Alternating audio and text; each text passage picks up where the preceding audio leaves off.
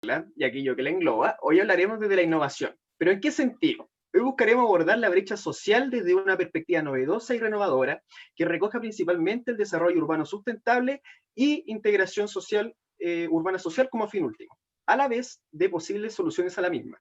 ¿Y quién mejor para tratar este tema que la gran Beatriz Maturana, quien es una arquitecto y académica en la Universidad de Chile? Beatriz, aquí presente, posee un extenso currículum como parte del mismo.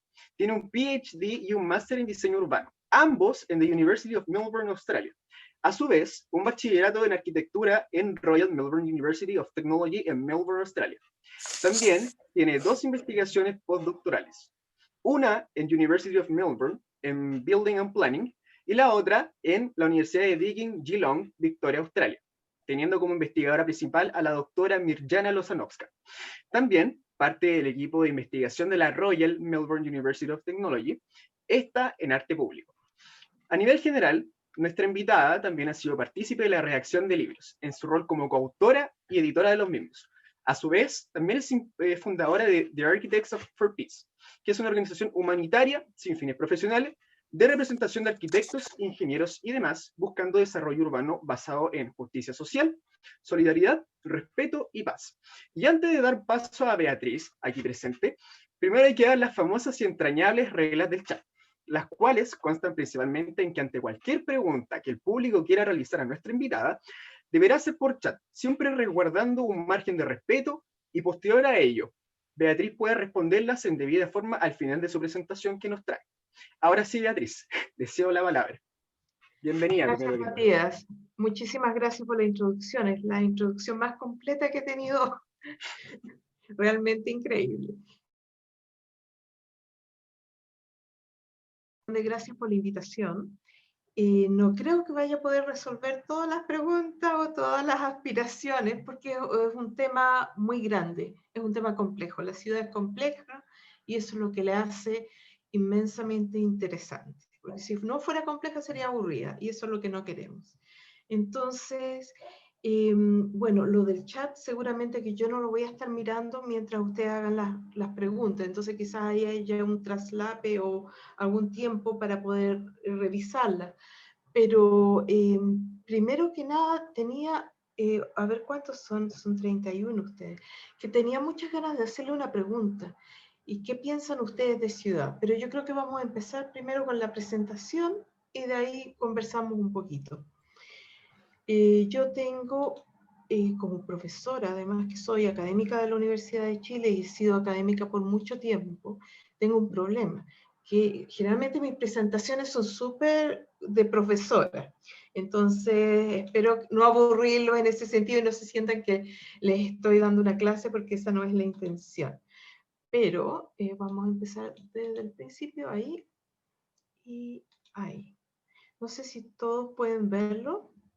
¿Y si me escuchan bien, Matías? Sí, se escucha súper bien, perfecto. Perfecto. Y yo creo que todos la ven. ¿Me ven? Sí. Ya, Sí. excelente. Bueno, algo que con lo que siempre empiezo mis presentaciones, o generalmente empiezo mis presentaciones, es con esta cita de un libro que escribió Richard Sennett, que es un sociólogo urbanista dedicado a las ciudades, dedicado no solamente a las ciudades desde el punto de vista de la infraestructura, los edificios, las calles, sino más importante de las personas y cómo vivimos en esta ciudad.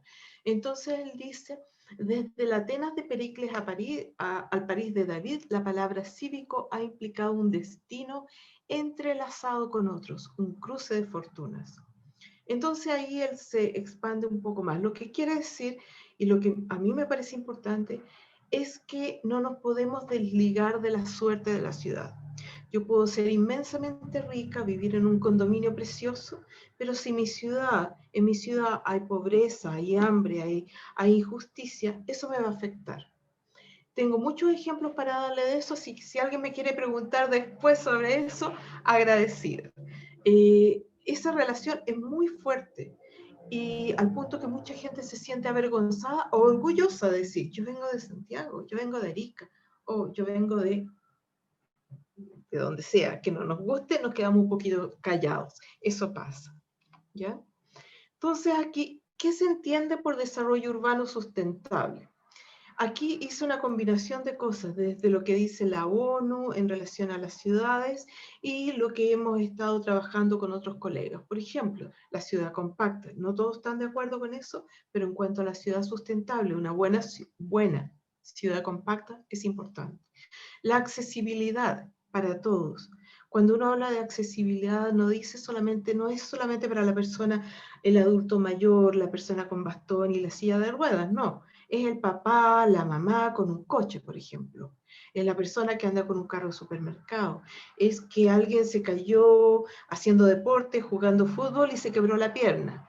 Eso es accesibilidad. Nos incluye a todos en cualquier momento. Movilidad, que yo puedo ir de un lado a otro sin mayor dificultad. Distribución equitativa de los servicios. ¿Qué vemos en nuestras ciudades? ¿Cuál es el problema en nuestras ciudades? Un ejemplo. El otro día, o no el otro día, 2 años atrás, me puse a buscar algo así como Medicare, no sé, Bank Médica o algo así. Unos servicios privados de salud, todos estaban. Providencia, Ñuñoa, Santiago, quizás uno en Estación Central. Anda a San Bernardo, anda a Pudahuel y a otros lados. En algunos no existía ni uno. Farmacia, lo mismo. Entonces, esas cosas que tenemos que pensar cuando hablamos de distribución equitativa de los servicios. Están presentes, están en todas partes. Es muy fácil para mí caminar e ir a un servicio médico, ir al banco acá. Pero es lo mismo si yo vivo en Pudahuel, en otros lados. Bueno, quizás no. Distribución equitativa de áreas verdes y recreación. Tenemos el mismo problema. Santiago, la distribución de áreas verdes y los metros cuadrados por persona se cumplen, más que cumplen en Vitacura, en Las Condes. Tienen más que el promedio, la gente de esos sectores, más que el promedio normal en un país OCDE. O sea, mejor que un país OCDE, de los mejores. Y después te vas a otro lado y no es así. Al contrario, estamos cortos de áreas verdes y áreas verdes de calidad, no estamos hablando de un pedazo de tierra. Calidad medioambiental, que tiene que ver con la calidad del aire, está sucio, está limpio, se cuidan las cosas. Biodiversidad, súper importante, porque dependemos de que hayan insectos, de que tengamos pájaros, de que existan las abejas. Existen las abejas en algunas áreas de Santiago, en otras, les prometo, no sé si han estado todos viviendo en distintas áreas que puedan comparar, hay lugares donde tú no ves abejas. Y las abejas son un signo de la salud del medio ambiente. Identidad, algo que se puede discutir y conversar por horas, quizás no lo vamos a tocar mucho, pero es el hecho de sentirse, soy de Ñuñoa, soy de Pudahuel, soy de San Bernardo, y sentir un poco de arraigo, porque el arraigo es amor, y el amor significa que vamos a cuidar lo que tenemos, que nos sentimos representados por eso. Seguridad para los habitantes, algo que en este último año se ha hecho generalizado, la falta de seguridad. Pero es algo que la seguridad no lo viven todos y por mucho tiempo muchos lugares han sido inseguros para una gran mayoría de la población. Previsión de catástrofes naturales. Eso es algo que yo agregué hace poco porque Chile es un país, a diferencia de otros, que tiene 7 factores de los 9 factores de riesgo definidos por las Naciones Unidas. Nosotros cumplimos con 7. O sea, somos un país que nos pasa de todo. Diluvio, terremoto, de todo. Barro, sequía. Las tenemos todas. Pero eso también hay algo de qué sentirse orgulloso aquí. Porque nosotros hemos salido de estas catástrofes y salimos relativamente bien comparado con los mejores países. Y de nuestro PIB se destina un 2% a la recuperación después de los daños de las catástrofes naturales que tenemos, eso todos los años. No todos los países pueden destinar o destinan 2% de su PIB. Lo que hace que nos falte en otros servicios, en otras cosas, entendible también, pero es algo para mantener en cuenta. En las ciudades se evidencian los problemas y en ellas radica la solución. Hay mucha gente que dice, la ciudad es terrible, ruidosa, la polución del aire, hay basura, sí, todo eso. Ahí vemos que estamos mal, que tenemos que mejorar. Pero ¿dónde vamos a mejorar? No va a ser por escapando a las ciudades. Si ahí se genera el problema, ahí es donde lo tenemos que solucionar. Después de todo, las ciudades son las que utilizan la mayor cantidad de energía. 75% de la energía del país se usa en las ciudades. 75% de la contaminación está en las ciudades. Por lo tanto, tenemos que pensar cómo reducir el uso de energía o el costo de la energía o la cantidad de energía. Cómo reducir la contaminación en las ciudades para hacer de este lugar un lugar más grato. Los problemas se hacen evidentes en las ciudades y las soluciones, bueno, es lo mismo que dije antes, radican en ellas. Entonces, esto nos plantea un desafío también. Puse aquí dos fotos cuando hablo de las soluciones. Soluciones inteligentes como el Mapocho pedaleable. A alguien se le ocurrió esta idea y consiguieron los fondos y hubo interés, lo que prueba que la necesidad existía y por lo tanto se hace este Mapocho pedaleable que ahora es casi normal. Ahora esperamos que esté abierto y cuando salgamos de la pandemia muchos vamos a exigir que esté abierto porque el Mapocho atraviesa, bueno, no quiero mentir, pero 9 comunas de Santiago, algo así, puede que esté errada en eso, pero muchas comunas de Santiago. Por lo tanto, podemos tener un tránsito sin parar, sin semáforo seguro a lo largo del Mapocho. ¿Qué cosa más inteligente, qué cosa más maravillosa cuando hablamos de reducir la contaminación y reducir la energía que utilizamos? También puse este parque, el Parque de la Familia se llama ahora, ¿no? Que está así, no me acuerdo, al otro lado de Renca, creo que está, no me acuerdo la comuna, el nombre de la comuna, pero es un parque precioso, no sé si todos lo conocen, los invito a que vayan, porque esto también habla de una inteligencia que hemos tenido, una fortaleza, que es el darnos cuenta, como decía antes, en algunas áreas, en Renca, en Quilicura, qué sé yo, no hay áreas verdes o no existe la cantidad de áreas verdes necesarias para la salud incluso de las personas. Entonces eso se trata de balancear, se hace este parque magnífico en este lugar y esperemos que se hagan muchos más. ¿Qué nos enseñan las ciudades? Yo soy apasionada de las ciudades y por eso también me ha dolido muchísimo la destrucción y ese video que mostraban antes de que me presentara Matías, un video muy lindo y muy triste también porque ha habido mucha destrucción, que dice algo sobre el cariño que no le tenemos o algunos no tienen por nuestras ciudades. Entonces, ¿qué nos enseñan las ciudades? Porque son las ciudades elementos cruciales en la búsqueda de la sustentabilidad por todo lo anterior que ya les he hablado, pero también la ciudad es el lugar de encuentro. Ahí es donde se concentran las actividades sociales, comerciales, culturales y simbólicas. Lo que queremos, la identidad, la historia, ¿verdad? Esas son simbólicas, no son tangibles, pero ahí nos reconocemos en el acento. Hay un acento distinto en Santiago que en Arica y que en Concepción. Y eso nos hace sentir identidad, yo soy de acá, no de ese lado y qué sé yo. Entonces, eso es importante. Las ciudades brindan oportunidades. Si yo quiero hacer ciencia, si yo quiero enseñar a muchos niños, si yo quiero estar en una universidad, generalmente esas universidades están en ciudades importantes. Oportunidades ¿cómo se llama? Bueno, se me olvidó la palabra, pero todas las oportunidades en general están ahí en las ciudades. Emprendimiento, iba a decir. Emprendimiento generalmente se dan en las ciudades también. En las ciudades es posible tomar grandes acuerdos y generar cambios significantes, por justamente lo que he dicho, porque congrega mucha gente. Un cambio va a tener un impacto mucho mayor donde haya una población mayor también. Y por último, en las ciudades es donde aprendemos a convivir y a negociar con la diferencia. Es allí donde aprendemos que no somos una tribu todos iguales, familiar, culturalmente, sino que a veces nos encontramos con otras culturas, a veces nos encontramos con otros idiomas. Y eso es fantástico, de ahí aprendemos. Y negociar significa no en el sentido de comercio, sino negociar la vida en común. Eso nos permite las ciudades. Entonces, ¿qué se entiende por desarrollo urbano sustentable? La ciudad Sostenible planifica su desarrollo urbanístico y territorial. Pensamos la ciudad.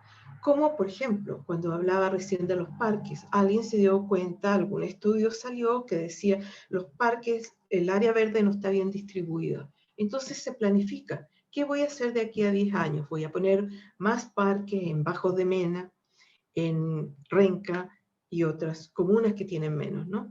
Eso es planificación, es pensar la ciudad y pensar en adelantado, pensar cómo va a ser en 30 años.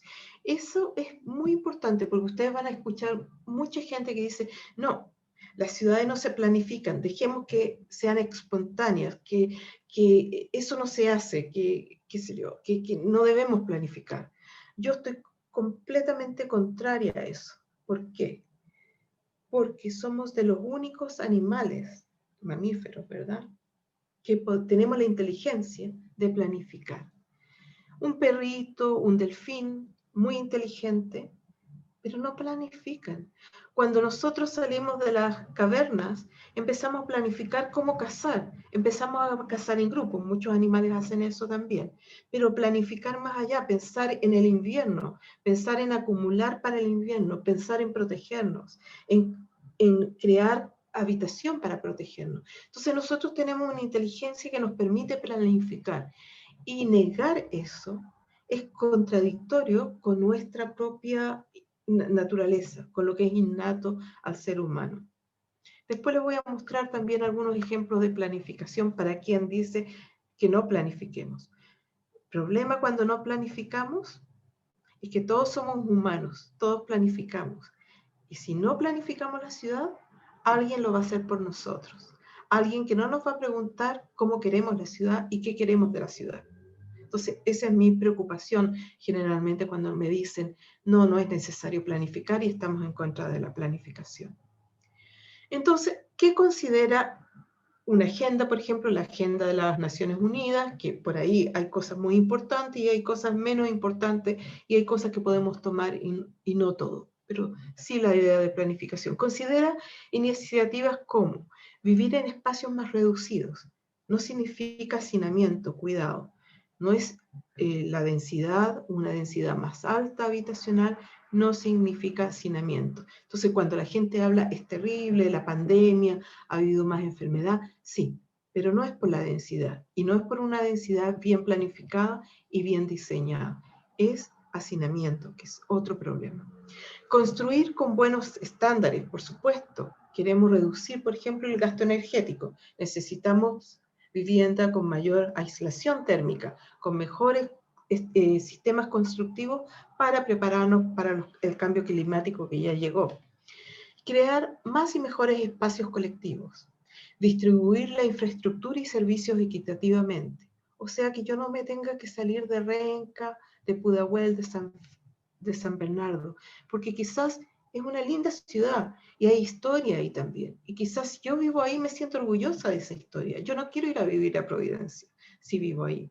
Lo que quiero son mejores servicios. Entonces, ¿por qué no llevar buenos servicios a esos lugares? Y de ahí la gente se mueve de acuerdo al trabajo, al colegio de los niños, qué sé yo, a otras cosas. Pero no porque no tengan los servicios que la gente se merece donde vive. Entonces, conducir menos y caminar más.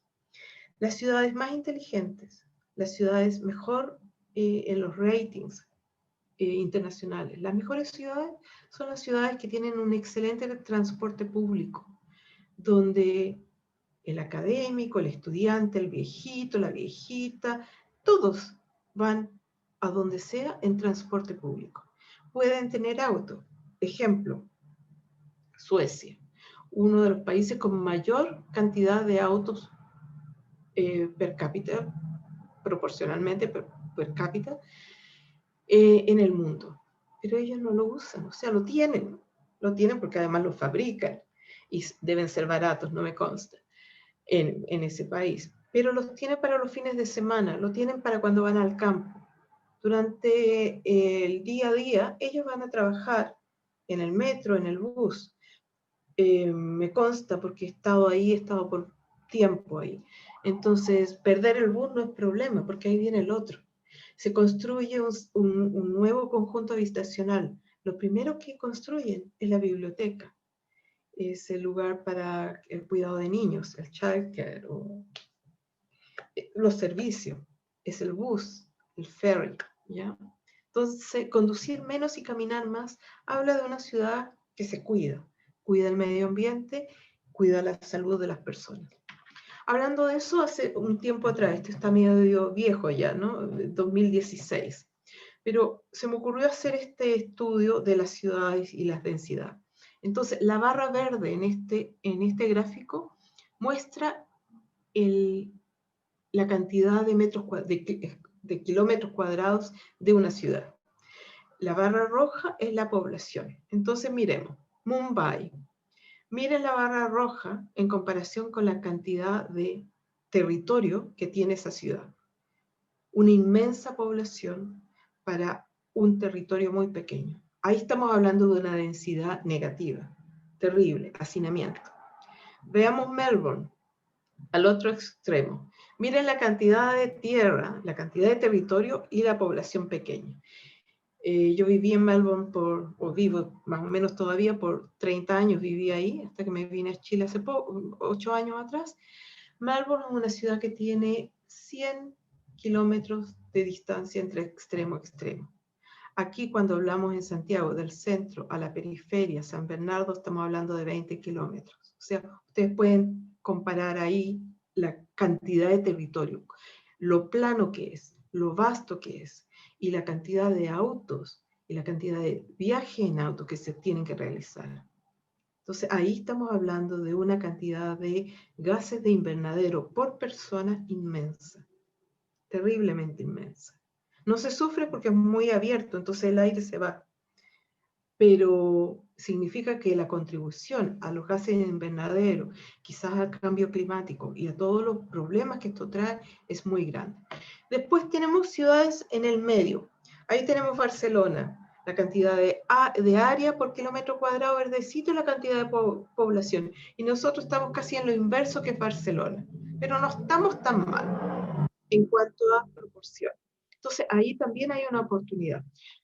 En 2016 también se hablaba de que nosotros en Chile tenemos un 89,5% de la población viviendo en ciudades. Somos uno de los países más urbanos del mundo. Entonces, también, nuevamente, ciudades, oportunidad. Ahí tenemos una oportunidad. Pero ¿qué problema tenemos? Si miran esto, no sé si se ve muy bien el mapa, ¿sí? Miren a Chile. Aquí vean los colores. Primero, les voy a introducir los colores. El rojo significa megacities. Nosotros no tenemos, por suerte, todavía megacities. Nosotros estamos acá, en el naranjo, ciudades grandes, large cities. O sea, entre 5 millones y 10 millones de habitantes. Ahí estamos nosotros. Lo que viene son las ciudades intermedias, las de amarillo. Y después las ciudades pequeñas. Cuando miramos a Chile tenemos ahí Santiago, large city. Y no tenemos ninguna ciudad, otra ciudad large, grande. Solo viene Santiago, nos saltamos las ciudades intermedias y vamos a las ciudades pequeñas. Aquí no hay un paso gradual entre las ciudades grandes y las pequeñas. ¿Qué significa esto? Y antes de seguir con esto, les digo, los países desarrollados, un país como Australia, para utilizar un ejemplo más cercano que conozco más, tiene 2 ciudades grandes, muchas ciudades intermedias, por lo menos 10, y de ahí vienen las ciudades pequeñas. ¿Qué significa esto? Antes de saltar ahí.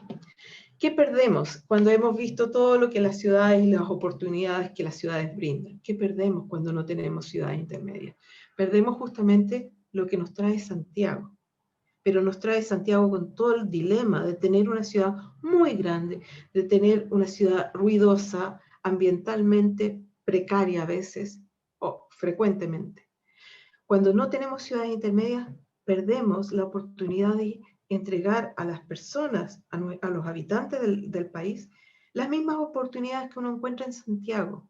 Una ciudad como Valparaíso, Antofagasta, Concepción, Punta Arenas, Arica incluso, podría ser ciudades intermedias, grandes hospitales, grandes servicios, vivienda de calidad, parques de calidad, universidades de calidad, trabajos de calidad. Significa que nosotros aquí en Santiago tendríamos menos presión y que la distribución, no solamente dentro de la ciudad sería equitativa, sino que dentro del país sería más equitativa. Mucho más oportunidades para mucha más población. Voy a saltar aquí, saltar a otro país. Entonces aquí la pregunta es, ¿hacia dónde vamos con nuestras ciudades? Como ejemplo puse un ejemplo de Australia. Esta casa, esta inmensa casa, es una casa en la periferia de Australia.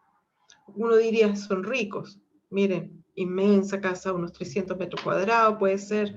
La casa generalmente es más grande, o casi tan grande como el terreno. Aquí caben 4 autos, muchas de las casas tienen 4 autos. ¿Son ricos? Quizá.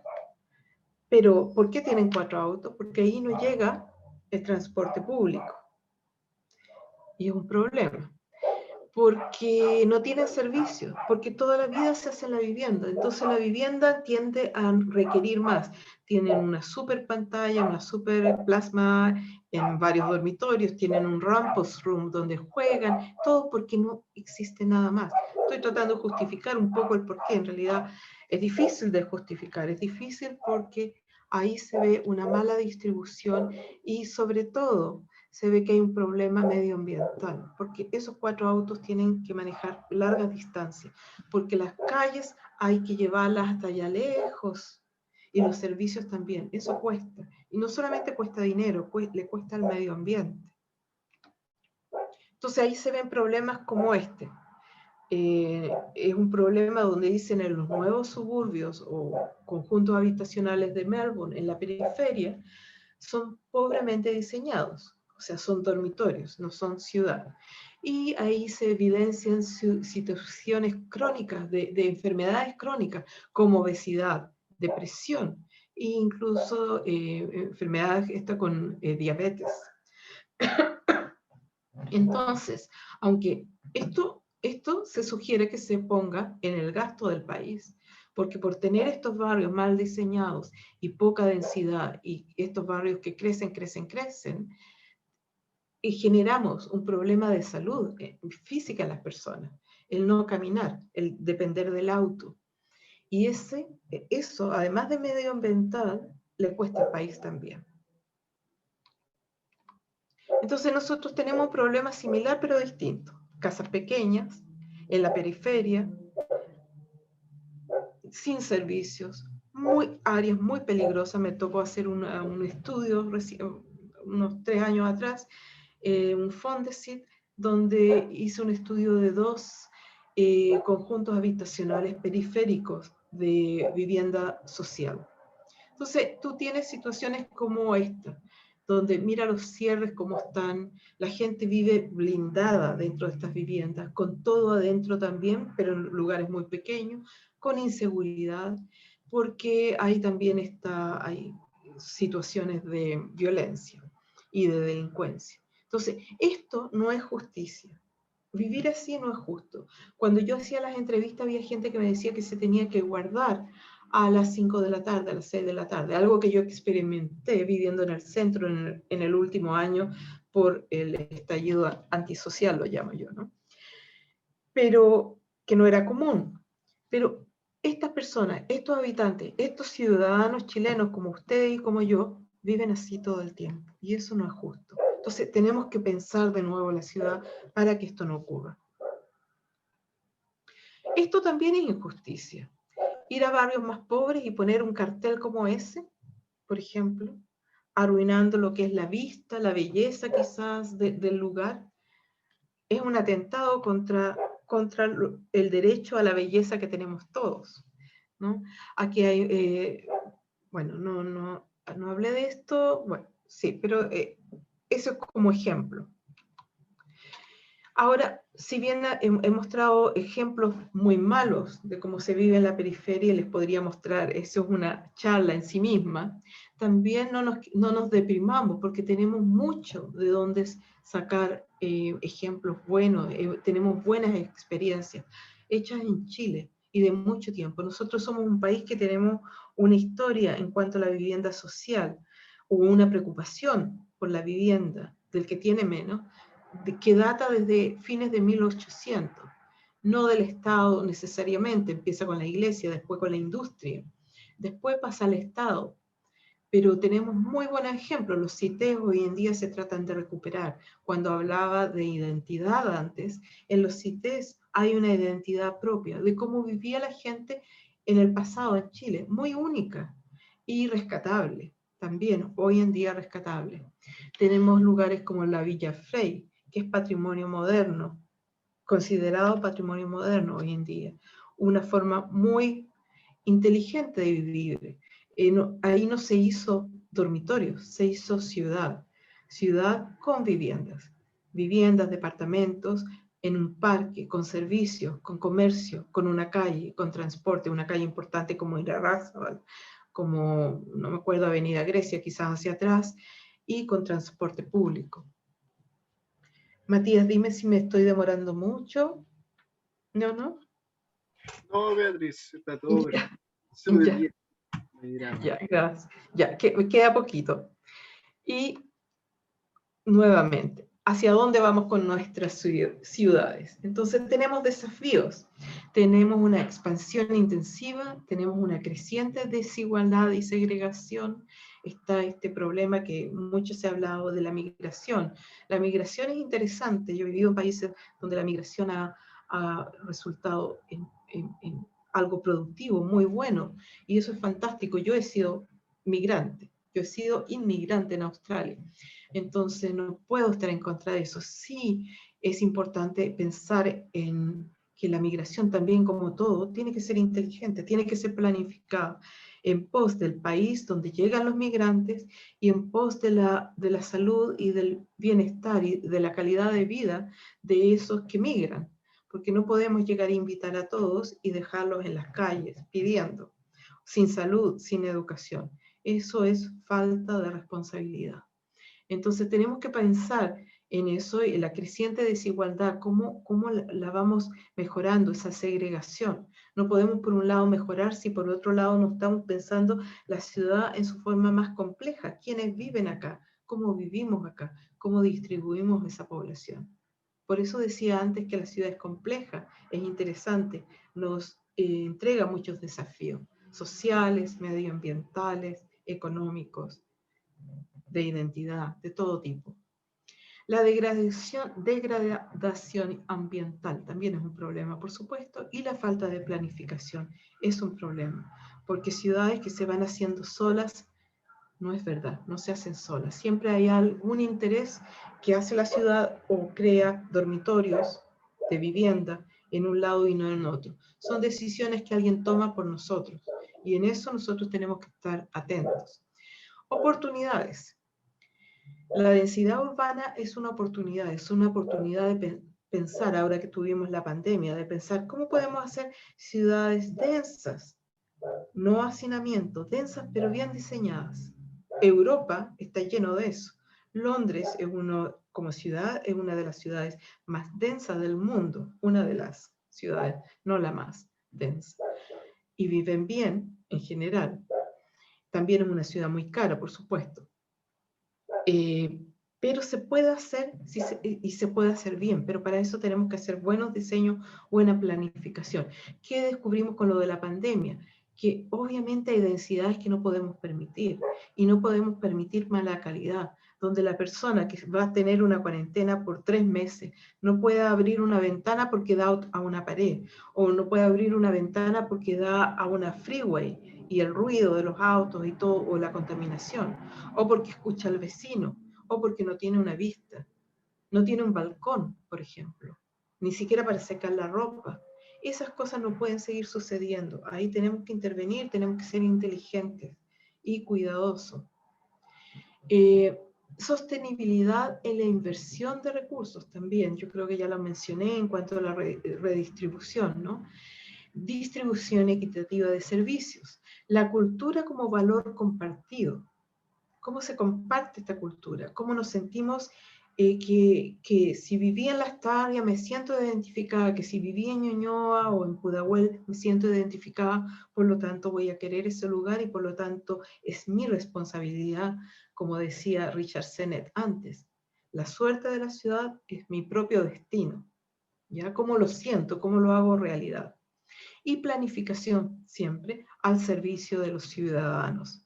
O sea que hay un rol muy importante del gobierno, no solamente del gobierno y del Estado, no digo eso, no digo irse a un lado u a otro, sino negociación, pero una negociación donde el gobierno represente el interés de los ciudadanos. Y ese también es una área compleja. El interés de los ciudadanos no es uno. Y por último, creo que esta es mi última slide, la penúltima. Cuando les digan, ¿no? Si la planificación no existe, no existió y no es necesaria. Vuelvo a insistir. La planificación siempre existió. Aquí está Santiago en 1600 y se planificó. Y se ubicó Santiago entre un río fértil y lugares fértiles donde había agua, donde habían chacras o la posibilidad de construir chacras, donde llegaba agua de la cordillera y era limpia, y donde había otro río que era la cañada de San Lázaro, se llamaba en ese tiempo, después fue la Alameda de las Delicias. O sea, no se ubicó así nomás, no, había un cerro, ahí vivían la gente, los indígenas del lugar, mapuche me imagino, no sé si eran exactamente mapuches, pero la gente autóctona, y ahí se construye una plaza. La plaza era algo muy ordenado en la ciudad española. Tenía la iglesia, era el lugar de guardar las armas, era el lugar de encuentro, era el lugar de comercio, era el lugar del mercado.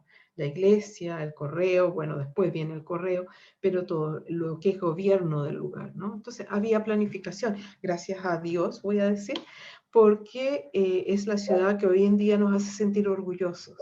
A mí me llama la atención Chile en general todavía. Me gusta mirar a Chile como chilena, por supuesto, pero también como extranjera a veces, como turista, para, para conmoverme por las ciudades chilenas. No hay ciudad, ni el más pequeño villorrio en Chile que no tenga su plaza.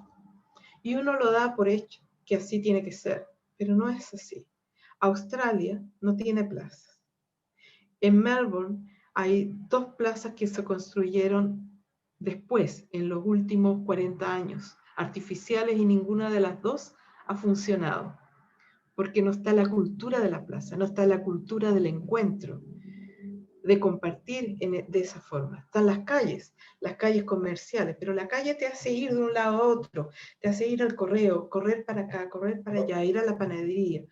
Juntarse, sí, con alguien entre medio mientras la gente pasa rápido al lado tuyo, no es lo mismo que la plaza.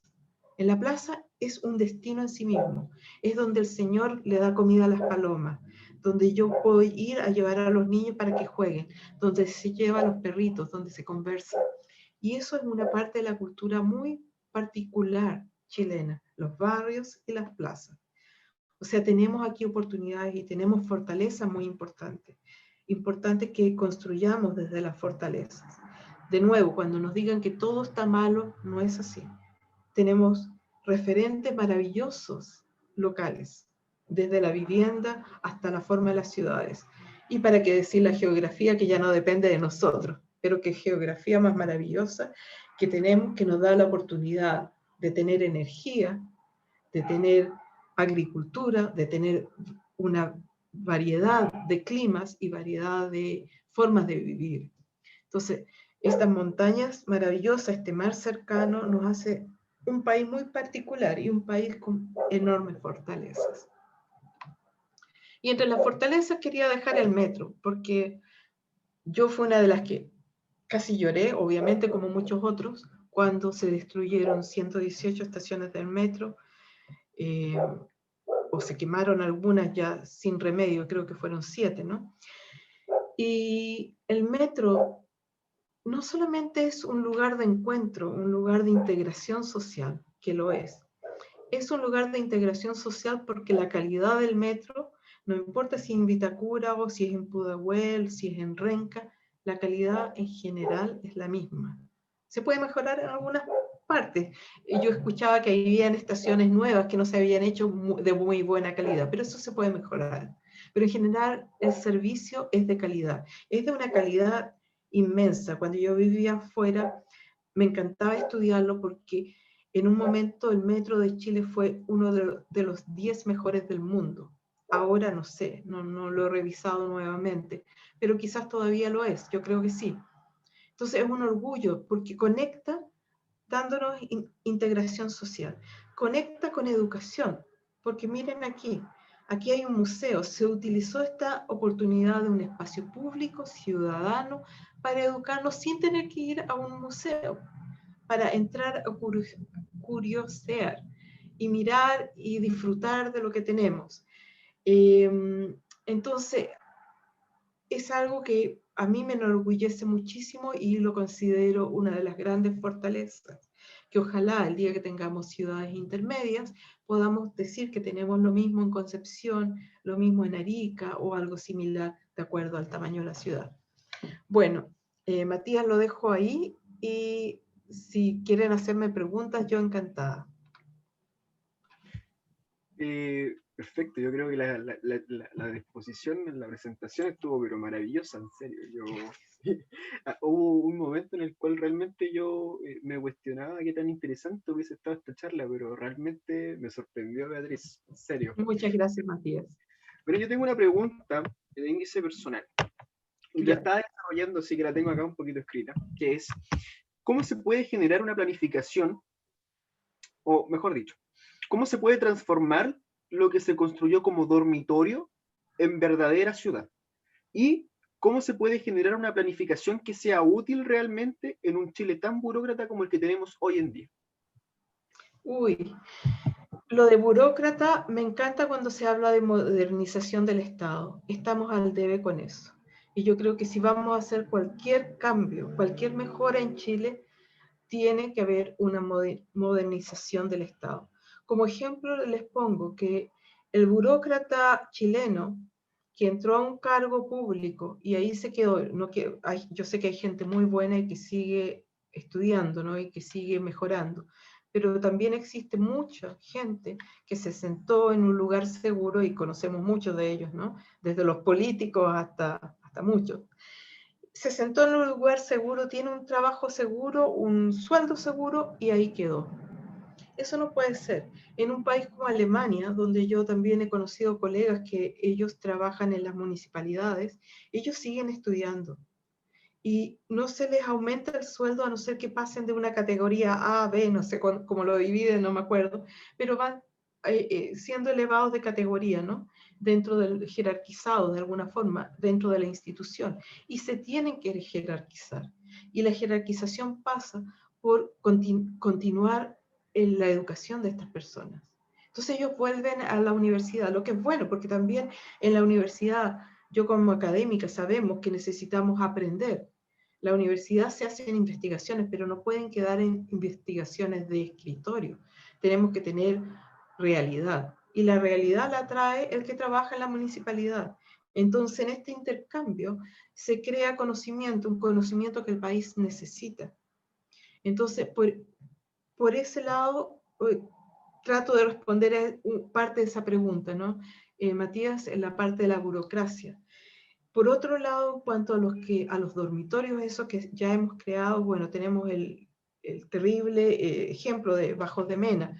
Yo creo que ahí no he ido, no he visto lo que se ha hecho, creo que se han hecho mejoras, no sé cómo irán a resultar, lo último que he escuchado no ha sido muy favorable. No sé si se pueda mejorar lo que ya está hecho directamente, pero sí podemos construir mejor. O sea, cuando hablamos de conjuntos habitacionales que no sean viviendas, porque viviendas, son dormitorios. Eso no construye ciudad. Yo siempre he dicho, la ciudad tiene viviendas, la vivienda no es ciudad, ¿ya? Entonces, si pensamos que vamos a construir ciudad en la periferia, en lo que no, con un límite, ¿no? Porque no podemos seguir avanzando por la cordillera y tapar los espacios de cultivo y alejar el cultivo del centro de las ciudades, y ahora que tenemos además la amenaza de la desertificación que nos está amenazando y está llegando a la ciudad, tenemos que cuidar mucho ese entorno. Por lo tanto, sí consolidar la periferia y consolidarla de la mejor forma. O sea que si vamos a hacer más vivienda, hagámoslo como parte ciudad, con servicios, con plazas, con escuelas, con vida, con lo que hace que se genere vida, buen transporte. La palabra dignidad es una palabra que ahora me causa escalofrío porque ha sido muy mal usada. Es terrible. Pero por otro lado, sí, esa gente, todos necesitamos vivir con dignidad. O sea, la alegría que yo tengo de salir a mi puerta y encontrarme con un buen bus y caminar y encontrar una buena, decente panadería y una farmacia, eso tiene que ser accesible a todos, porque somos todos iguales. Disculpen. Entonces, sí pienso que cuando se tenga que mejorar ese conjunto habitacional hay oportunidades, pero lo nuevo tiene que ser construido con otra mentalidad. Perfecto, Beatriz. Muchas gracias por la respuesta. Jorge Hidalgo hace una pregunta y dice lo siguiente. ¿Cree que le corresponde al Estado la mejoría de las ciudades? Es una pregunta interesante, Jorge, porque existe esta como fricción entre lo que le corresponde al Estado y lo que le corresponde a los empresarios, al empresariado en general. Hay mucho, y no, yo creo que no podemos desconocer el rol de ninguno de los dos. En ese sentido no soy extremista. Creo que todos tenemos espacio acá y tenemos distintos roles, tenemos que negociar. La ciudad, como decía antes, es el lugar donde negociamos, donde nos hacemos mejores, nos civilizamos en esta negociación. Entonces, le corresponde al Estado velar por los intereses del ciudadano. Los intereses del ciudadano no son contradictorios, como algunos lo ven, convenientemente quizás lo ven, con el interés del empresario. Al contrario, dependemos del empresario para el trabajo, dependemos del empresario para el nuevo edificio, para las mejoras.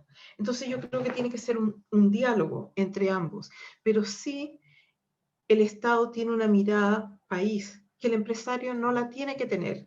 A veces la tienen y es excelente, pero no les podemos exigir que la tengan, porque de hecho el empresario, el único rol obligatorio que tiene es aumentar su profit, no sé, siempre se me olvida esa palabra, profit, que es como su ganancia, ¿no? Ese es el rol de la empresa y no se les pide más. Yo sé que hay empresarios, muchos y quizás la mayoría, que hacen más que eso. Se preocupan del entorno, se preocupan del bienestar de la persona que trabaja ahí también. Y eso es loable, pero no es la obligación como lo es la obligación del Estado. La obligación del Estado tiene que tener una visión más grande hacia dónde vamos como país. La educación del país en los 30 años, que tiene que ver mucho con la ciudad, como somos más civilizados en cierta forma, cómo nos relacionamos con otros, la emigración de la que hablaba antes, la ciudad que no sea una ciudad que tenga problemas de calidad medioambiental, por ejemplo, que sea una ciudad sustentable, por el bien de todos nosotros, incluso por razones más egoístas, si se quiere, ahorrar en salud, porque un mal medio ambiente nos afecta a la salud y eso le afecta al Estado y le afecta a la parte económica de todos. Entonces, en esa mirada más global, el Estado tiene un rol muy importante. Yo no puedo desconocer eso y yo creo que ahí viene la negociación, las normativas que los empresarios tienen que cumplir y debían cumplirlas felices, porque al final los empresarios son también ciudadanos. Entonces, lo que les hace bien a ellos nos debería hacer bien a todos porque son parte de un conjunto, de una sociedad, ¿verdad? Creo que eso responde perfectamente a la pregunta de Jorge. Tenemos otra pregunta acá con Stephen, lo siento si mencioné mal el nombre. Cito, ¿cómo podemos incluir un desarrollo de la ciudad apoyando al medio ambiente? Yo creo que hay cosas que ya están probadas. Eh, bueno, primero, a nivel país, y hablaba antes de las fortalezas que tenemos. Nosotros tenemos una fortaleza inmensa, que es el sol, que es la cordillera, que son los glaciares, que tenemos agua limpia, de las aguas más puras en el sur de Chile, más puras del mundo, y en otras partes de Chile también. Entonces, tenemos una situación, algo que se me olvidaba, tenemos todo lo que es posibilidades eólicas, ¿no? Lo del viento, el sol para los fotovoltaicos, para generar electricidad, que eso debería aumentar. Creo que el metro, la última vez que miré en cuanto a energía y metro, aspiraba a tener algo así como un 80% de todo lo que era el gasto energético del metro sustentable.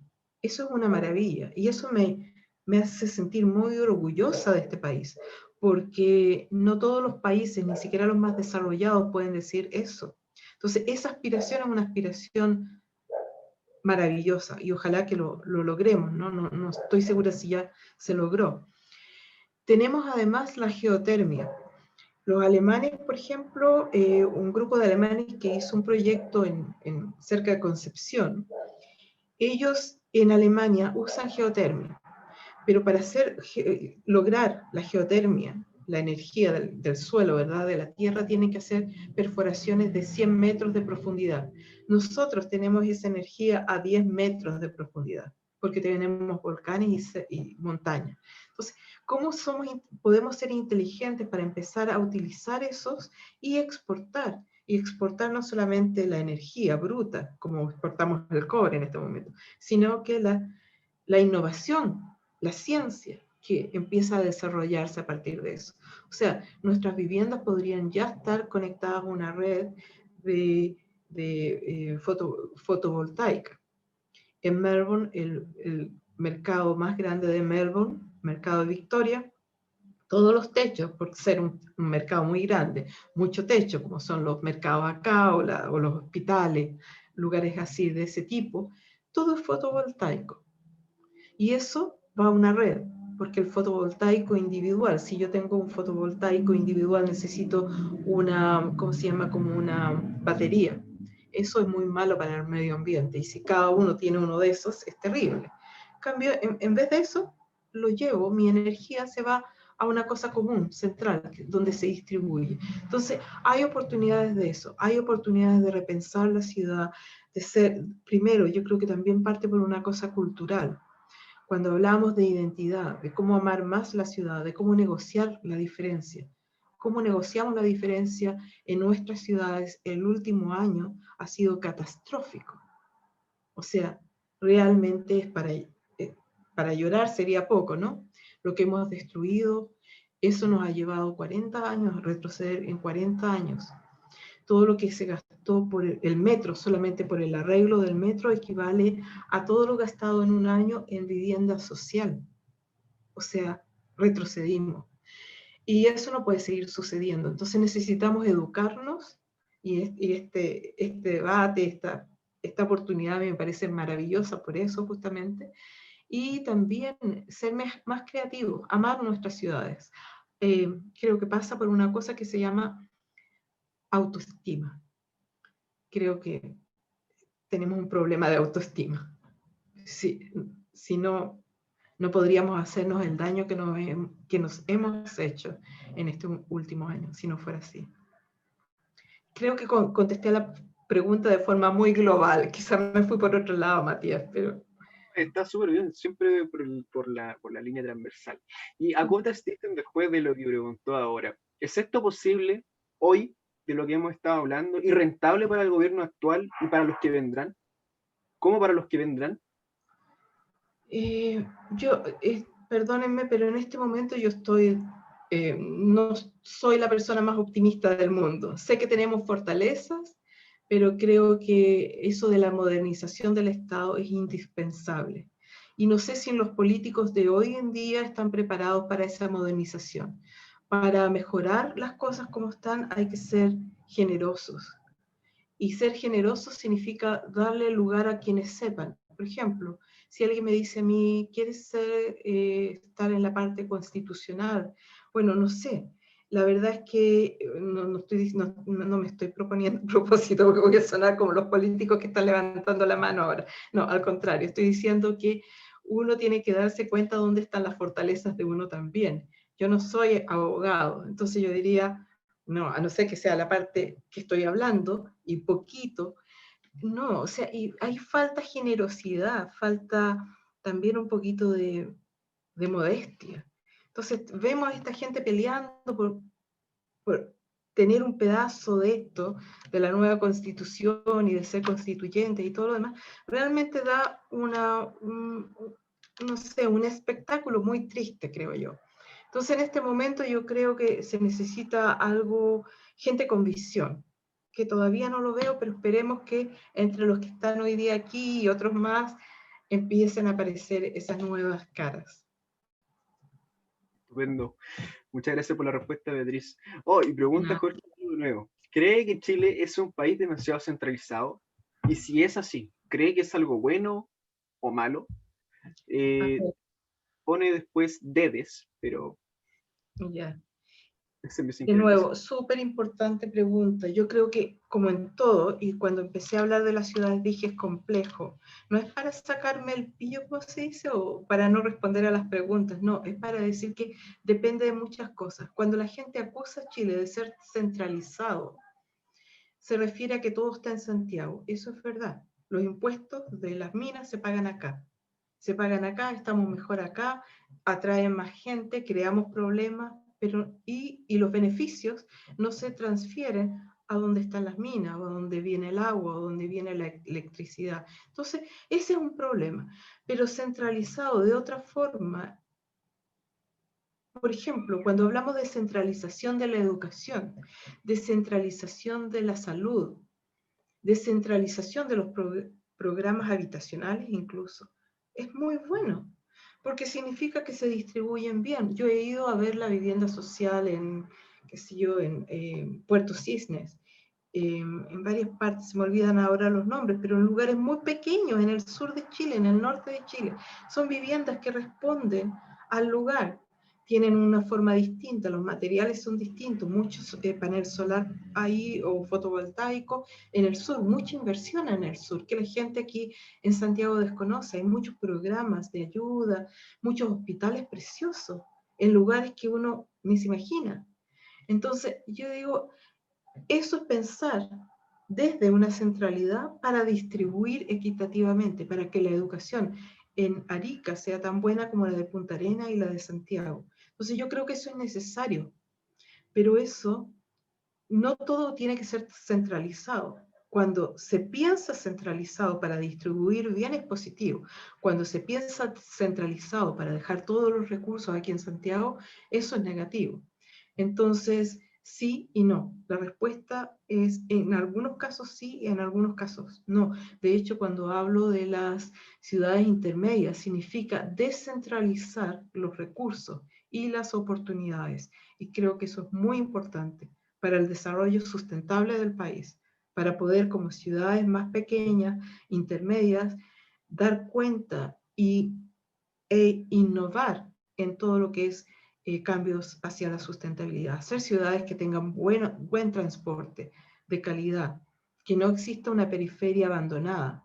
La periferia siempre va a existir, siempre algunos van a vivir más afuera que adentro, pero que no signifique algo negativo, y menos para el medio ambiente. Muy bien. Yo creo que en base a la postura de ustedes tiene acerca de este tema, la pregunta que después tenía Jorge, que lamentablemente el mensaje se le había enviado sin querer. Dice, en caso de que para usted sea algo malo, ¿qué propone usted para cambiarlo? Pero ya que usted tiene una visión tan neutral, así como puede ser tanto bueno como malo, entonces yo creo que esa acotación de Jorge ahí ya quedó bastante clara. Entonces, no sé si habrá alguna otra pregunta que el público quisiese realizarle a nuestra invitada el día de hoy para ir cerrando ya con la ronda de preguntas y dando los primeros pasitos para finalizar esto. Tenemos unos segunditos ahí para que, a ver, unos 10 segunditos. Quiero hacer una acotación pequeña mientras algunos piensan en la pregunta sobre la centralización. Cuando hablo de la centralización de la educación y cómo pensar la educación, en algún momento eso fue muy bueno en Chile y la educación fue muy buena. Hoy en día es igual, pero es igualmente mala en la educación pública, entonces, o en la educación terciaria incluso. Entonces, yo creo que todo necesita ser repensado y bien distribuido.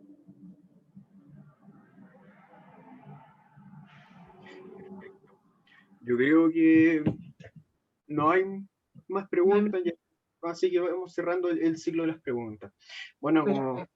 a nivel general, muy buena charla, Beatriz, de verdad, felicitaciones. Creo hablar Muchas por gracias. todos los presentes acá, que fue una charla muy buena e interesante para el sentido de la formación constante, en la cual nosotros como estudiantes secundarios y por ahí algún chico más grande estemos metidos en. Como penúltimo paso para finalizar nuestra charla de hoy, ¿podrías darnos una recomendación, un consejo o una conclusión para finalizar tu reparto en esta tarde de día jueves? Em, Reflexión. no, una reflexión. ¿Sabe? Voy a hacer una reflexión sobre, como les contaba antes, bien personal, ¿ya? Entonces, hace el 2012 yo decidí, bueno, entré por concurso a la Universidad de Chile, yo postulé desde Australia, donde estaba viviendo. Me interesó venir a Chile, yo había estudiado mucho de la vivienda social en Chile.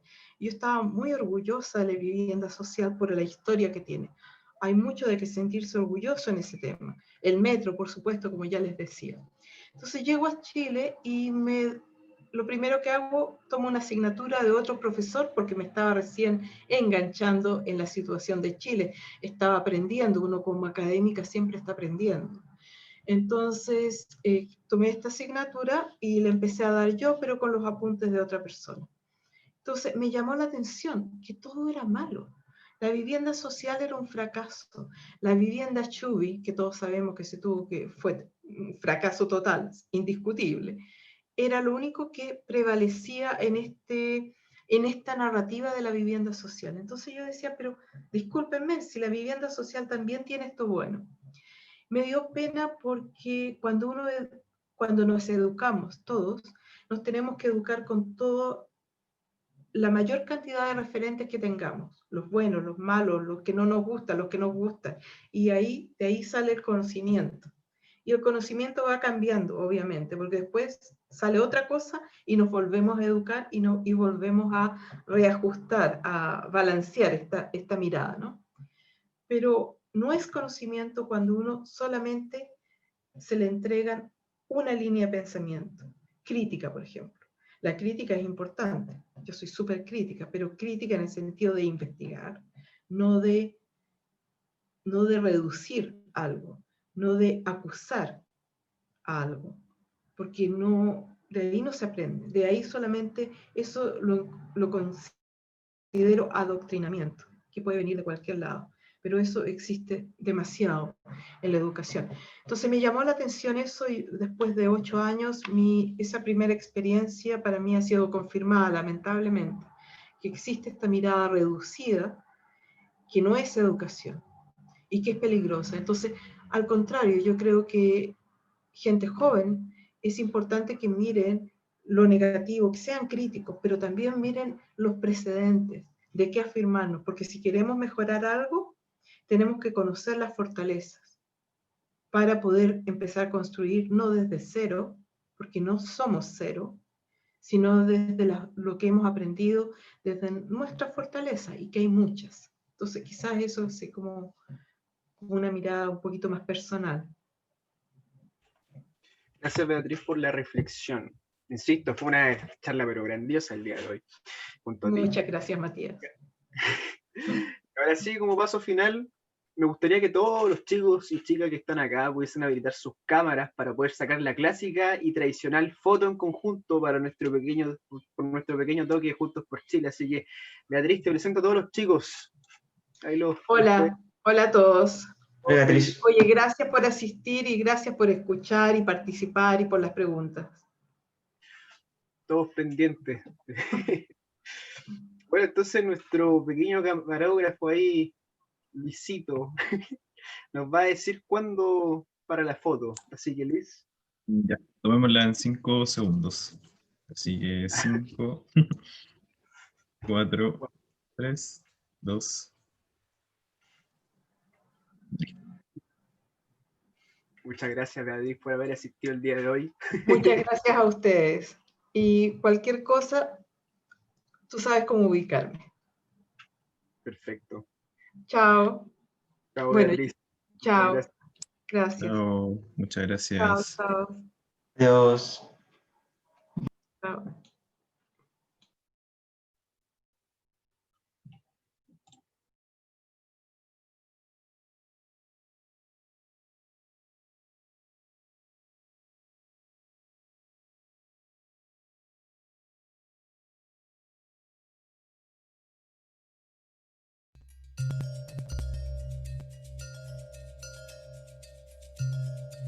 Los países cambian constantemente. La geografía, la política y las personas se renuevan cada momento. Chile no es el mismo. Y era importante hacerlo bien, era importante marcar una diferencia de gestión, y a mí me da la impresión de que a pesar de que obviamente siempre se puede hacer mejor, y en política el que dice que lo hace todo perfecto también está mintiendo. Estoy convencido que Chile tiene muchas cosas buenas y muchas otras que mejorar. Y eso no se hace contando cuentos, sino con una buena política. Yo no soy feminista, yo soy femenina, soy mujer y me encantaría también que se respetara esa opción. Las ideas y personas que cambian Chile están hoy aquí.